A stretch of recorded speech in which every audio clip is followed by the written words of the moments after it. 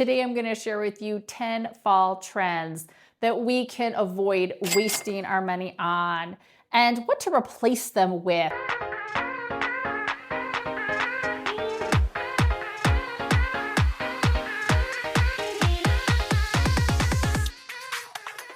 A new season of trends is here, and with it comes the excitement of updating our wardrobes with new pieces and modern pieces. And if you're anything like me, you enjoy dipping your toes in some of these trends.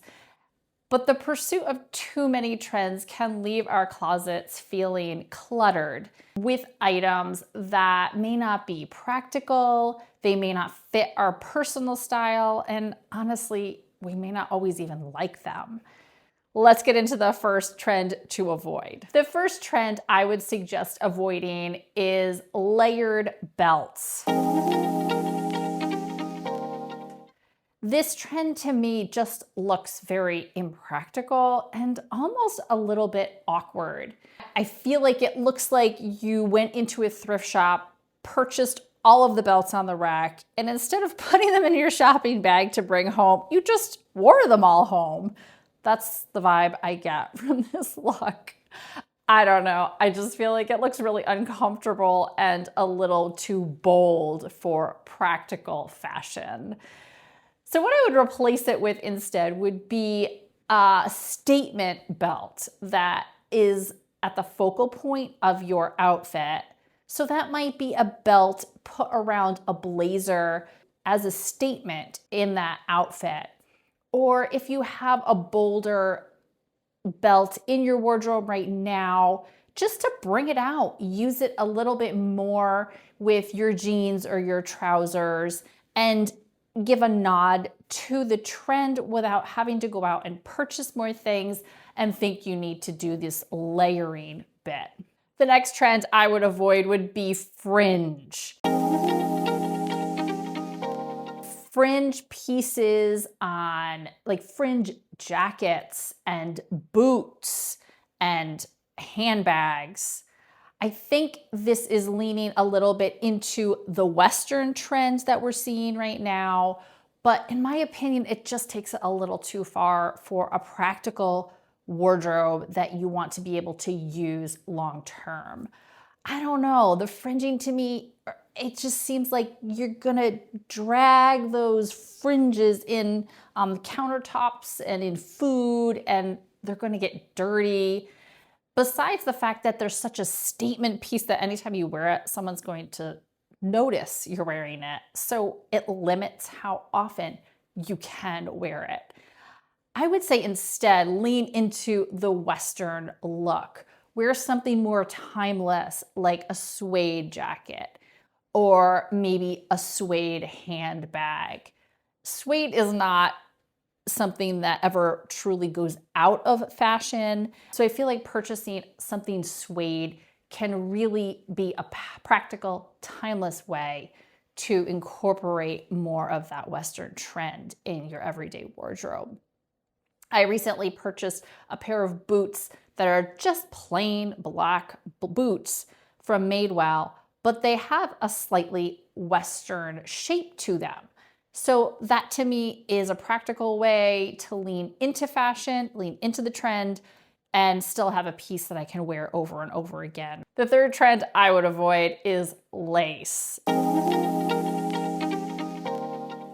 I don't understand this one. Lace is itchy, see-through, fussy, it pulls easily. I just don't understand.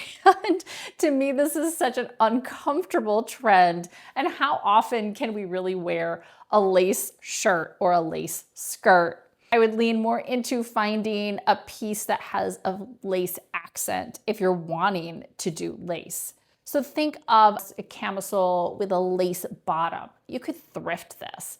Something where the fabric is smooth and comfortable against your skin and has that lace accent that can stick out underneath like a cardigan or a blazer. You're not spending a lot of money on it, but you are incorporating that trend in a really practical, easy, and inexpensive way. The next trend is clogs. I can't say that I have worn some of the clogs I'm going to show on the screen here, but they look really uncomfortable to me. It looks like something that I would inevitably sprain my ankle in. These clogs to me look like something that is going to trend out pretty quickly, and it's such a distinct statement shoe that it's hard to incorporate in future seasons when the trend is no longer a big thing. So what I would do instead is find a clog or shape that is much more minimal and isn't a big statement. I personally have Birkenstock Bostons. They're really low profile, not super obvious, and really comfortable. And I feel like they're a little more timeless. For me, I think, okay, if these ever did go out of trend, I could just wear them as slippers around the house because they're super comfortable and I still really enjoy them. So that would be a way to practically incorporate clogs into your everyday wardrobe in a way that's a little more sustainable. The next trend is scarf coats. It is what it sounds like, a coat with an attached and coordinating scarf. To me, this is a way that companies are just getting you to buy a new coat. I don't know why we have to buy a separate coat that has an attached scarf to have this look. The obvious practical alternative would be to buy a really timeless coat and a really timeless coordinating matching scarf. For the next season or two, while this is in, wear them together. But then afterwards, you have a really timeless coat and scarf that you can wear separately.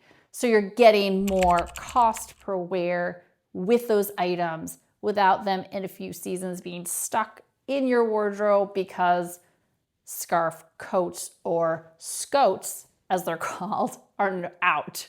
The next trend I would avoid this fall would be cow prints. I don't see how you can wear a cow print in a way that isn't obvious, that doesn't bring a statement to your outfit. And if that's what you want to do, then absolutely feel free to do that. If that is you and your style, then I would encourage you not to wear something that is very bold, like a coat or a pair of pants with that print on it, but alternately lean into accessories like a good handbag, a great pair of shoes, even a cute belt with a cow print on it is a little more practical. Shop it on the high street. Don't pay a lot of money for it. But another alternative is to purchase an animal print that's a little more timeless. I feel like a subtle snake print or even a leopard print tends to hang around all the time and is a little bit more timeless. I once had a pair of snake print shoes. They were a pair of ballet flats and they were so easy to style, very muted, but they matched everything. I feel like you can really incorporate animal prints into your wardrobe without needing to necessarily go all in with a cow print coat. The next trend that I would avoid is the dresses over trousers trend. This one I completely don't understand. It looks to me like you couldn't decide in the morning whether to wear a dress or a pair of trousers. So you wore both. I don't know. I don't think it's flattering to your shape, and it just kind of looks like a mix match to me. If for any reason you just think that's a cute look or you like the way that feels, I would say instead to look for a longer blazer, maybe that nips in at the waist, or you could put a belt around and wear that with trousers or matching trousers, giving you a little more of a suit look versus this mix match dress pants together look. I think that would look a little bit better. The next trend I would avoid might be controversial. It's cherry red. There's so many reds that are on trends right now, but that bright cherry red is definitely trending. And again, I feel like similar to some of the other trends, it's bold and obvious. So if you have multiple items of this color, it can make you look like you're wearing the same piece over and over again. I would say instead to lean into a more neutral tone of red, which can be a lot more timeless, maybe a burgundy or even some of those purpley brownish reds that we're seeing this season as well. They're less obvious.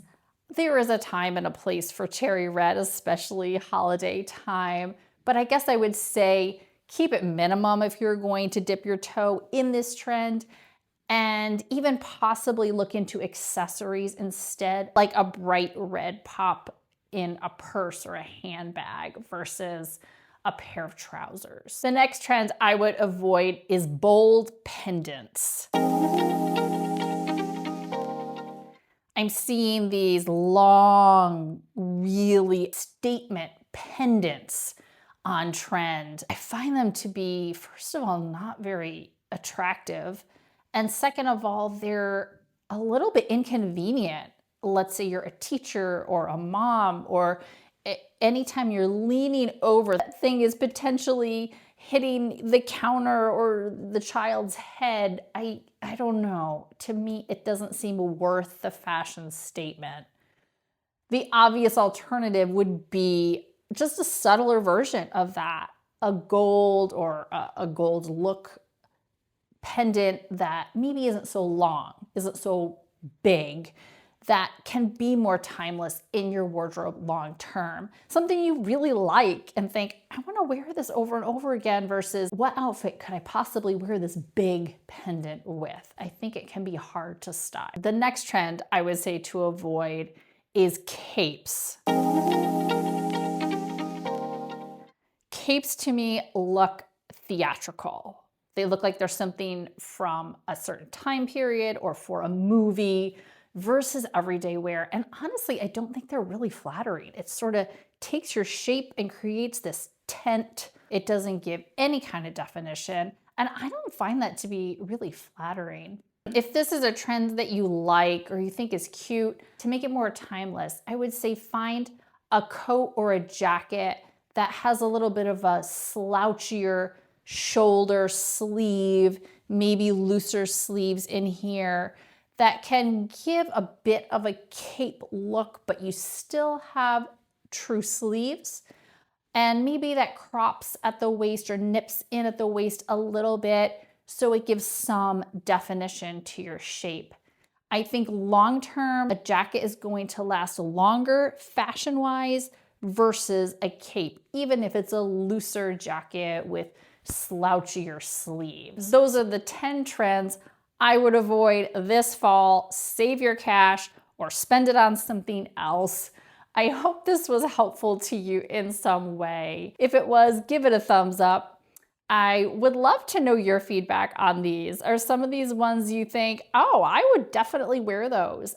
Or do you agree with me? I'd love to know your thoughts. I like to hear back from the community and see what you guys are thinking about all of this. If you like this, please subscribe. I would love that. And I look forward to seeing you in the next video. Bye for now.